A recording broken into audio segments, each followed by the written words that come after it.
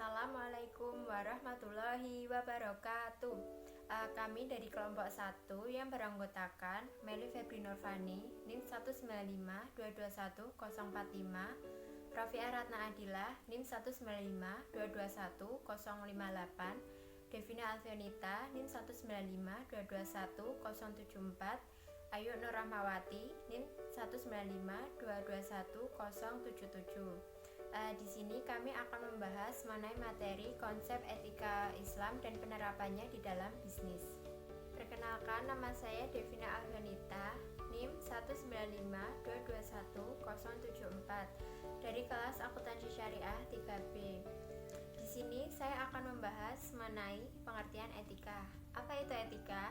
Etika berasal dari bahasa Yunani ethos, yang berarti karakter, kebiasaan, norma, kaidah, nilai-nilai, serta sekumpulan perilaku moral yang diterima secara luas. Terdapat beberapa pengertian etika menurut para ahli, yaitu 1. Menurut Solomon, etika menunjukkan dasar karakter individu dalam melakukan hal yang baik atau aturan sosial yang membatasi seseorang atas sesuatu yang baik atau yang salah, atau yang disebut dengan moralitas. 2. Menurut Dr. Andes O.P. Simorangkir, etika atau etik sebagai pandangan manusia dalam berperilaku menurut ukuran nilai yang baik. Ketiga, menurut Dr. Andes Siddiqa Jalba dalam sistematika filsafat, etika adalah teori tentang tingkah laku perbuatan manusia dipandang dari segi baik dan buruk sejauh yang dapat ditentukan oleh akal. Yang keempat, menurut Dr. Andes Burhanuddin Salam, etika adalah cabang filsafat yang berbicara mengenai nilai dan norma moral yang menentukan perilaku manusia dalam kehidupannya. Jadi, etika adalah ilmu yang membahas secara rasional dan kritis mengenai nilai-nilai dan norma-norma serta sekumpulan perbuatan buruk sejauh yang dapat diterima oleh pikiran manusia. Etika dalam perkembangannya sangat membantu manusia. Etika memberi orientasi pada kita bagaimana menjalani kehidupan melalui rangkaian tindakan sehari-hari. Etika membantu kita dalam mengambil tindakan serta sikap yang tepat, dan juga etika membantu kita dalam mengambil keputusan tentang tindakan apa yang perlu kita lakukan, serta yang perlu kita pahami bahwa etika dapat diterapkan dalam segala aspek kehidupan kita. Jenis-jenis etika. Etika dibagi menjadi 2, yaitu 1. Etika umum, yang kedua etika khusus. Yang pertama yaitu etika umum adalah etika yang membahas mengenai prinsip-prinsip moral dasar, bagaimana itu bertindak secara etis. Etika ini dijadikan sebagai dasar dan pegangan manusia dalam bertindak, serta dijadikan sebagai tolak ukur baik buruknya suatu tindakan. Contohnya yaitu warga Indonesia haruslah memiliki sikap yang bermoral, beriman, dan bertakwa kepada Tuhan Yang Maha Esa, serta setia kepada Pancasila dan Undang-Undang Dasar 1945. Karena dengan memiliki sikap tersebut, maka seseorang dapat menjunjung tinggi kehormatan, membela persatuan bangsa dan keutuhan wilayah, serta membela bangsa dan negara. 2. Etika khusus, yakni merupakan penerapan prinsip-prinsip moral dasar dalam bidang kehidupan seperti olahraga, bisnis, dan kegiatan tertentu. Penerapan ini bisa berwujud bagaimana seseorang bertindak dan bersikap dalam kehidupannya dan dalam kegiatan tertentu yang dilandasi dengan etika moral. Etika khusus ini dibagi menjadi 2, yaitu 1. Etika individual, yakni merupakan kewajiban dan sikap individu terhadap dirinya sendiri, contohnya yakni makan dan minum. Yang kedua, etika sosial, yaitu berbicara mengenai kewajiban, sikap, dan pola perilaku manusia sebagai anggota umat manusia, contohnya yakni bertegur sapa ketika bertemu dengan sesama teman. Assalamualaikum warahmatullahi wabarakatuh. Saya Meli Febri Nurfani, NIM 195221045. Di sini saya akan melanjutkan presentasi yang disampaikan oleh Devina, yaitu B. Filsafat etika bisnis. Prinsip etika bisnis menurut Beku 2004, dalam pelaksanaan etika bisnis ada beberapa prinsip yang harus dianut oleh pelaku bisnis, yaitu yang pertama, kesatuan atau keesaan atau tauhid, itu konsep keesaan yaitu menggabungkan semua aspek yang berbeda-beda dalam kehidupan masyarakat, baik secara agama, politik, ekonomi maupun masyarakat. Konsep ini memiliki pengaruh mendalam terhadap diri seorang pengusaha muslim, sehingga seorang pengusaha tersebut tidak akan melakukan hal-hal sebagai berikut. Yang pertama, berbuat diskriminatif terhadap siapapun pemegang saham atas dasar ras, warna kulit, jenis kelamin maupun agama. Yang kedua, dapat dipaksa untuk tidak berbuat etis karena hanya takut dan cinta kepada Allah Subhanahu wa taala. Yang ketiga, menimbun kekayaan. Yang ketiga, menimbun kekayaan dengan penuh keserakahan. Yang kedua, keseimbangan atau keadilan. Prinsip keseimbangan ini berlaku secara harfiah dan kias dalam dunia bisnis. Secara keseluruhan, Islam sebenarnya tidak ingin menciptakan masyarakat yang berbisnis semata-mata alasan kedermawanan. Sebaliknya, yaitu Islam ingin cenderung mengekang sikap serakah manusia dan kecintaannya untuk memiliki barang-barang. Yang ketiga, kehendak bebas. Pada tingkat tertentu, manusia diberikan kehendak bebas untuk mengendalikan hidupnya sendiri, yaitu dengan tanpa mengabaikan hukum-hukum yang diciptakan Allah Subhanahu wa taala. Pada dasarnya, manusia diberi kemampuan untuk berpikir dan berbuat keputusan berdasarkan aturan yang ia pilih. Berdasarkan konsep kehendak bebas, manusia diberi hak untuk membuat kontrak dan manusia tersebut dapat menepati atau mengingkarinya. Karena di dalam prinsip ini memiliki kebebasan untuk manusia, asalkan kebebasan tersebut menurut ajaran-ajaran atau hukum oleh Allah Subhanahu wa taala. Yang keempat yaitu tanggung jawab. Manusia harus bertanggung jawab atas tindakannya, baik tindakannya itu pun buruk ataupun benar. Apabila tindakannya buruk, manusia tersebut harus bertanggung jawab apa yang telah ia lakukan. Secara logis, prinsip ini mempunyai hubungan yang sangat erat dengan kehendak bebas yang menetapkan batasan mengenai apa yang dilakukan oleh manusia dengan bertanggung jawab atas semua hal yang telah dilakukannya. Yang kelima, kebajikan atau kejujuran. Dalam sifat kejujuran ini, kita sebagai umat muslim harus bersifat jujur dan baik terhadap sesama pengusaha dalam hal agar dalam kejujuran tersebut kita bisa mendapatkan suatu hal yang baik. Kebaikan tersebut sangat didorong oleh Islam. Menurut Al-Ghazali, terdapat 6 bentuk kebajikan. Yang pertama, jika seseorang membutuhkan sesuatu, maka kita harus membantunya. Yang kedua, jika seseorang membeli barang atau sesuatu dari orang miskin, maka sebaiknya orang tersebut memberikan uang lebih kepada orang miskin tersebut. Yang ketiga, dalam mengabulkan pinjaman atau pembayaran, seseorang tersebut harus bersikap bijaksana. Yang keempat, sudah sepantasnya bagi mereka yang membeli barang-barang tersebut ingin dikembalikan dengan alasan barang tersebut cacat dan tidak bisa dipakai lagi. Yang kelima, merupakan tindakan yang sangat baik bagi seorang peminjam yang mengembalikan uang pinjaman tersebut tanpa seseorang yang meminjaminya meminta terlebih dahulu. Yang keenam, ketika menjual barang secara kredit, sebaiknya seseorang tersebut bermurah hati dengan alasan tidak memaksa seorang tersebut membayar dalam waktu yang telah ditetapkan.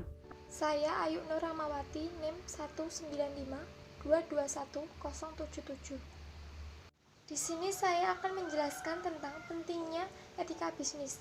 Etika bisnis memiliki peranan yang sangat penting bagi suatu perusahaan, yaitu untuk membangun suatu perusahaan yang kokoh dan memiliki daya saing yang tinggi, serta memiliki kemampuan meningkatkan kualitas yang tinggi. Dan untuk mencapai semua itu harus memiliki landasan yang kokoh dan kuat. Jika ingin mempunyai perusahaan yang sukses, harus memiliki 3 hal, yaitu yang pertama, memiliki produk yang baik, yang kedua, memiliki manajemen yang baik, yang ketiga, memiliki etika yang baik. Etika bisnis adalah aspek yang sangat penting dalam membangun hubungan dengan pihak yang lain. Berhasil atau tidaknya suatu bisnis sangat ditentukan oleh etika seseorang. Etika bisnis yang baik juga dapat membangun komunikasi yang baik dan membangun rasa saling percaya diri antar bisnis. Etika bisnis yang tepat dapat membangun sifat-sifat yang positif. Misalnya, kita tahu kapan kita harus mengungkapkan rasa simpati dan belas kasih tanpa menunjukkan emosional. Kemudian, saya akan menjelaskan tentang penerapan filsafat etika Islam dalam bisnis. Seiring dengan majunya dunia perdagangan, orang-orang semakin tergiur dengan berbagai macam teori dan cara-cara dalam dunia perdagangan. Agar bagaimana modal sedikit yang mereka miliki dengan cepat mendapatkan hasil yang banyak, walaupun menentang norma-norma yang telah diyakini. Kondisi seperti ini sudah melembaga dalam nurani perbisnis, tidak menutup kemungkinan akan mengikis nilai-nilai normatif yang telah dibangun dalam Islam. Munculnya paradigma Islami, ilmu pengetahuan termasuk di dalamnya ekonomi dan bisnis, mendatangkan harapan baru untuk mengkritisi, menggali, serta mengembalikan nilai-nilai syariat Islam dalam dunia bisnis, juga menampilkan wajah baru yakni etika bisnis Islam. Untuk mengaktualisasikan ilmu pengetahuan, terdapat beberapa prinsip metodologi. Yang pertama, keesaan Tuhan. Yang kedua, kesatuan ciptaan. Yang ketiga, kesatuan kebenaran dan kesatuan ilmu pengetahuan. Yang keempat, kesatuan hidup. Yang kelima, kesatuan umat manusia. Konsep tauhid adalah konsep utama yang mendasari keempat kesatuan yang lain. Konsep ini memiliki implikasi ontologi dan epistemologi dalam membangun ilmu pengetahuan dan juga membangun konsep serta karakteristik etika bisnis Islam. Organisasi dan bisnis merupakan realitas yang diciptakan oleh diri, yang didasarkan pada perspektif diri. Suatu iman yang percaya kepada keesaan Tuhan merupakan landasan yang paling mendasar untuk diri dalam berpikir, menimbang, dan menginternalisasikan pengetahuan sebagai perangkat yang melakukan serangkaian tindakan. Iman, ilmu, dan amal memiliki suatu segitiga yang ketiga sisinya saling berkaitan dan tidak dapat dipisahkan satu sama lain. Pengetahuan yang tidak benar kemungkinan akan membawa seseorang pada posisi yang menjauhi iman, karena tindakannya sudah salah arah, sehingga menurutnya hanya pengetahuan yang berada di dalam perspektif sunatullah lah yang dapat membimbing individu menuju iman yang sejati. Sehingga konsep tersebut haruslah menjiwai prinsip-prinsip dalam aktivitas ekonomi dan bisnis Islam. Bagaimana dikatakan bahwa prinsip Islam tidak hanya mementingkan sisi duniawi, tetapi juga berlandaskan pada tujuan yang lebih hakiki, yaitu ridho Allah Subhanahu wa Ta'ala. Selanjutnya, saya Rofiah Radadila, NIM 195221058 akan menjelaskan mengenai etika bisnis konvensional. Yang pertama, prinsip-prinsip etika bisnis. Menurut Sonic Graf, pada tahun 1998 prinsip-prinsip etika bisnis dibagi menjadi 6. Yang pertama, prinsip otonomi, yaitu kemampuan manusia untuk mengambil keputusan dan bertindak berdasarkan kesadarannya mengenai apa yang baik baginya untuk dilakukan. Yang kedua, prinsip kejujuran. Ada 3 lingkup kegiatan bisnis yang tidak akan bertahan lama dan berhasil apabila tidak didasari oleh kejujuran. Yang pertama, jujur dalam pemenuhan syarat perjanjian dan kontrak. Yang kedua, jujur dalam penawaran barang dan jasa dengan mutu dan harga yang sebanding. Dan yang ketiga, jujur dalam hubungan erat hubungan kerja intern pada suatu perusahaan. Yang ketiga yaitu prinsip keadilan, adalah menuntut agar diberlakukan sama sesuai dengan aturan yang adil dan sesuai dengan kriteria yang rasional, objektif, dan dapat dipertanggungjawabkan. Yang keempat adalah prinsip saling menguntungkan atau mutual benefit principle, yaitu menuntut agar bisnis dijalankan sedemikian rupa sehingga menguntungkan semua pihak. Yang kelima adalah prinsip integritas moral, yaitu tuntutan dalam diri pelaku bisnis atau perusahaan agar menjalankan bisnis dengan tetap menjaga nama baik pimpinan dan perusahaan. Yang keenam, prinsip laba, adalah dalam dunia bisnis tidak mungkin jika tidak mencari keuntungan. Maka mencari keuntungan merupakan salah satu motivasi dan daya tarik bagi pelaku bisnis. Selanjutnya, ada 3 pendekatan dasar dalam merumuskan prinsip-prinsip etika bisnis. Yang pertama, utilitarian approach, yaitu setiap bertindak harus didasarkan pada konsekuensinya. Maka dalam bertindak harus mengikuti cara-cara yang memberi banyak manfaat kepada masyarakat dengan tidak membahayakan dan dengan biaya yang serendah-rendahnya. Yang kedua, individual right approach, yaitu setiap orang dalam bertindak memiliki hak-hak dasar yang harus dihormati. Namun tindakan tersebut harus dihindari apabila diperkirakan menyebabkan benturan kepada hak-hak orang lain. Yang ketiga, justice approach, yaitu para pembuat keputusan memiliki kedudukan yang sama dan bertindak adil dalam memberikan pelayanan kepada pelanggan, baik secara perseorangan maupun kelompok. Selanjutnya, dalam etika bisnis ada hal-hal yang perlu diperhatikan. Yang pertama, pengendalian diri, yaitu pelaku bisnis dan pihak yang terkait harus mampu mengendalikan diri untuk tidak memperoleh apapun dari siapapun dalam bentuk apapun. Yang kedua, pengembangan tanggung jawab sosial atau social responsibility, yaitu para pelaku bisnis dituntut untuk peduli kepada masyarakat, tidak hanya dalam bentuk uang berupa sumbangan, melainkan harus lebih kompleks lagi. Yang ketiga, menciptakan persaingan yang sehat. Bersaing dalam bisnis sangat diperlukan untuk meningkatkan efisiensi dan kualitas, namun juga tidak mematikan yang lemah. Maka dari itu harus menjalin hubungan erat antara golongan atas dengan golongan bawah. Yang keempat, menerapkan konsep pembangunan yang berkelanjutan. Dalam dunia bisnis tidak hanya memikirkan keuntungan di masa yang sekarang, namun juga harus memikirkan bagaimana keadaan di masa mendatang. Yang kelima adalah menumbuhkan sikap saling percaya antara golongan atas dengan golongan bawah.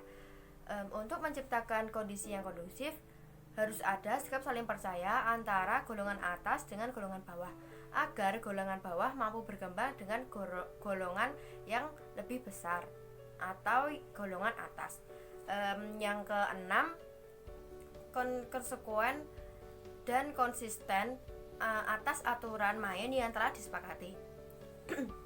Semua konsep etika bisnis tidak akan terlaksana apabila tidak mau konsekuen atau konsisten. Misalnya apabila ada salah satu oknum yang mencoba melakukan kecurangan untuk kepentingan diri sendiri, maka secara perlahan akan konsep etika bisnis akan gugur satu persatu. Sekian presentasi dari kelompok 1. Kurang lebihnya mohon maaf. Wassalamualaikum warahmatullahi wabarakatuh.